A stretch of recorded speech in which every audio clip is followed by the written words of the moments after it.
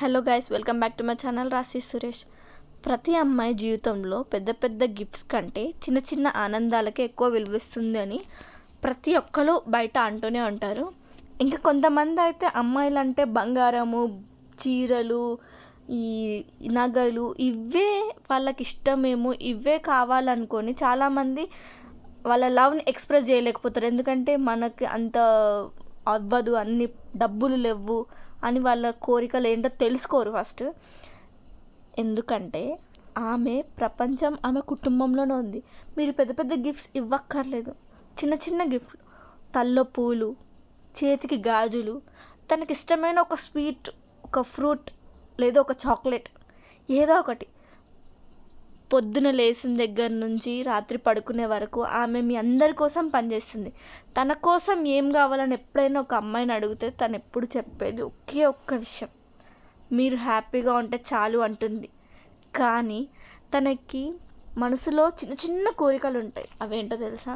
తనకిష్టమైన తన భర్త చేతులతో పూలు పెట్టించుకోవాలని, తనకిష్టమైన తన భర్త తన నుదుటిన రోజు బొట్టు పెట్టాలని, తనకిష్టమైన తన భర్త చేతులతో గాజులు వేయించుకోవాలని, తనకి ఎంతో ఇష్టమైన ఒక స్వీట్, తనకి ఏది ఇష్టమో అది తన భర్త చెయ్యాలి అని మాత్రమే కోరుకుంటుంది.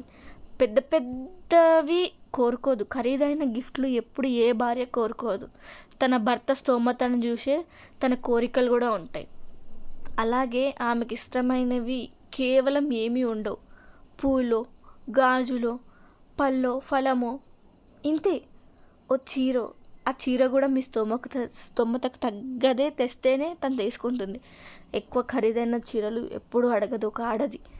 తన భర్త చేతులతో పూలు పెట్టించుకోవడం ఎంత ఇష్టమో తెలుసా? మీరు మీ భార్యలకి ఒక్కసారి పూలు, గాజులు, పళ్ళో ఏదో ఒకటి తెచ్చి తనని అడగకుండా, తనకు చెప్పకుండా తీసుకొని వెళ్ళి ఇవ్వండి. తను ఎంత హ్యాపీగా ఫీల్ అవుతుందో ఆమెకే తెలుసు. ఆమెకు మాత్రమే తెలుసు ఆ గిఫ్ట్ వెనకాల ఉన్న ప్రేమ అది ఎంత విలువైందో అని. వేరే వాళ్ళకి అది విలువ కాకపోవచ్చు, కానీ తనకి చాలా విలువ.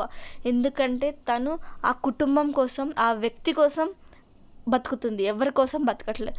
అలాంటి మీరే వాళ్ళ కోరికలు తెలుసుకొని, వాళ్ళ హ్యాపీనెస్ ఎక్కడుందో తెలుసుకొని మీరు చిన్నది చేస్తే చాలు. భార్యలకి అదే చాలా పెద్ద ఖరీదైన గిఫ్ట్. అండ్ అట్లాగే తనకి హ్యాపీనెస్ ఇచ్చేవి అందులోనే. ఇంకేంటంటే తన విషయాలన్నీ గుర్తుపెట్టుకున్నాడు తన భర్త అని మీరే ఆవిడకి ముఖ్యమని తను అనుకుంటుంది. అంతే. మీ లైఫ్ కూడా హ్యాపీగా ఉంటుంది. ఎప్పుడైనా తను అడగదు, ఎందుకంటే తనకు తెలుసు నేను ఏది అడగలేను. నా భర్త స్తోమత ఏంటి, తన స్థితిగతులు ఏంటి, తన ఆలోచన ఏంటి అని తెలుసుకునేది భార్య మాత్రమే. అందుకే తను ఏది అడగలేదు. కానీ తను అడగకుండా మీరు తెచ్చేవి ఇవి మాత్రమే. ఇవి తెచ్చి తనని ఆనందపరచండి.